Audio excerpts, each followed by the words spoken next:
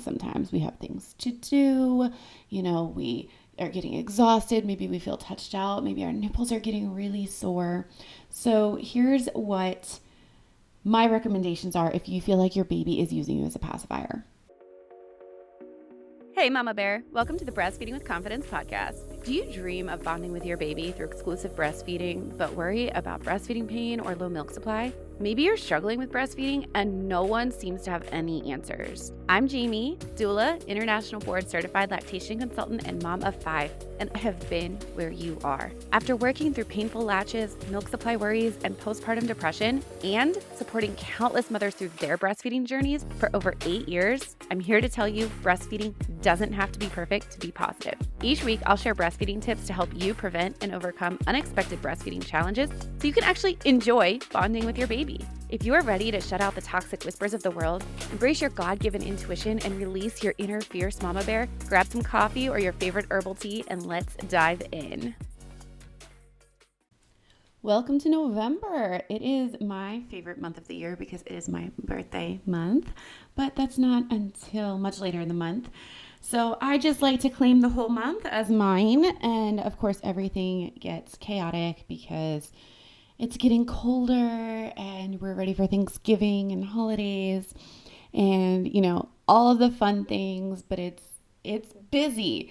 And busy times of the year can make breastfeeding extra challenging.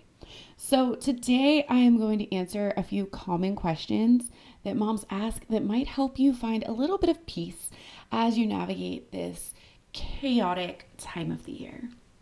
All right, so today we have 2 questions coming in, and one of them is what to do when your baby is using you as a pacifier, and the other is about if your baby's thrush isn't going away even after treatment. Let's dig into it. So first, let's talk about the question that was submitted. My baby is using me as a pacifier. What should I do? All right, well, first of all, whenever I hear this, I feel a little like it's really important to start reframing because your baby does not use you as a pacifier. In fact, they use a pacifier as you. Remember that comfort nursing is normal. It is not a problem. There is nothing wrong with baby wanting to nurse without wanting that non-nutritive sucking with you instead of the pacifier. That's what they were designed for. We were not designed to have pacifiers. All right, pacifiers became a convenience as we became more busy and are not able to just lay around and nurse all day long. So first of all, we want to tell the difference between nutritive sucking and non-nutritive sucking. And that non-nutritive sucking is comfort sucking, and that's okay. That's good for your baby's nervous system. So your baby is doing this because they're looking for comfort, nervous system regulation. They might be getting ready to go through a growth spurt. They could be teething. There's so many reasons that babies want to comfort nurse and, quote, use you as a pacifier. And none of them means anything is wrong.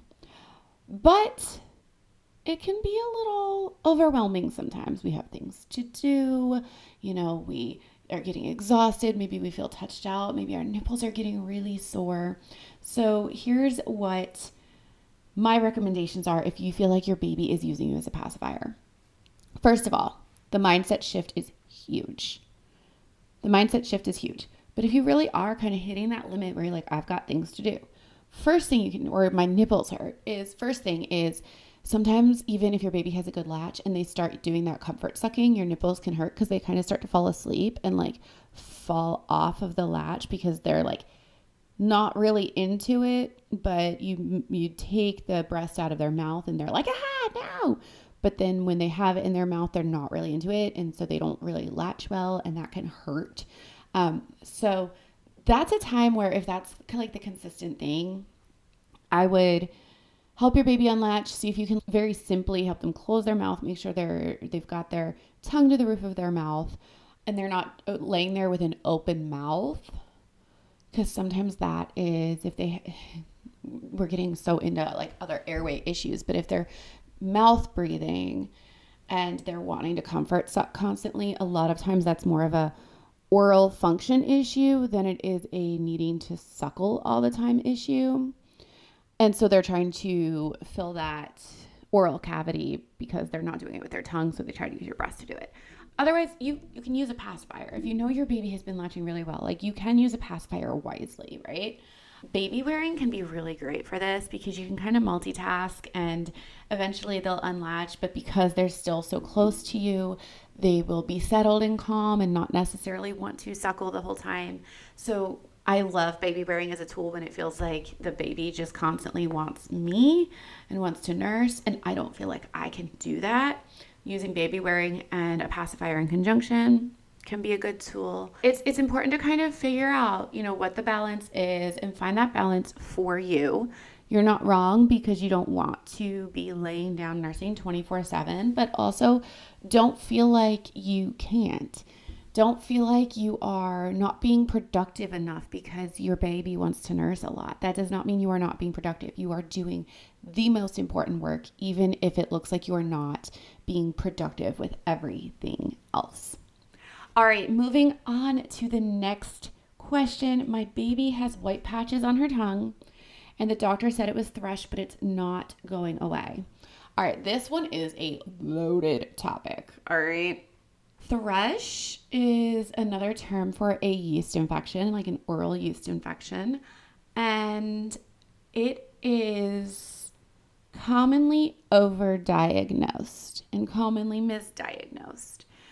Hey, Mama. Sorry to interrupt, but I wanted to tell you that when I had my first baby, I really thought I was ready to breastfeed. And the truth is, I struggled, and the people I expected to help me didn't actually have the answers. That is why I created the Breastfeeding Resource Library, so you don't have to leave breastfeeding to chance. Inside, you will learn how to avoid unnecessary formula, protect your milk supply, and get a pain-free latch. You'll also learn how to fix common struggles before they become big problems. Visit littlebearlactation.com/library and use code podcast50 to save now. So frequently, babies will present with a white coating on their tongue, and doctors will say, oh, it's thrush, mom's nipples hurt, and there's white coating on the tongue, so it must be thrush. And a lot of times, those white patches are not actually thrush. It's something we call milk tongue. And milk tongue is basically what happens when your baby's drinking milk but cannot properly clean and clear their tongue by creating friction against the roof of their mouth and swallowing. That's the best way to describe it for me. That's the best way I can describe it. So if they can't clean their tongue properly, the milk kind of sits there, and it's not necessarily a yeast infection. It's just not clearing. All right. And so what happens is this typically happens when we have oral dysfunction. So that will correlate with nipples that hurt and that are red and angry. And this is often called thrush because the doctor or the nurse is like, oh, well, the baby has a great latch and you've got this white tongue and sore nipples. It must be thrush. There's no way it's anything else. But what they're failing to realize is that you can't tell if it's a good latch based on how it looks. You can only tell if it's a good latch based on how it feels and functions. And so if you are in pain and we're seeing the baby's not able to clear the milk off their tongue, it's not a yeast infection. So it gets treated as a yeast infection and the underlying cause is ignored and not addressed. That being said, thrush does happen.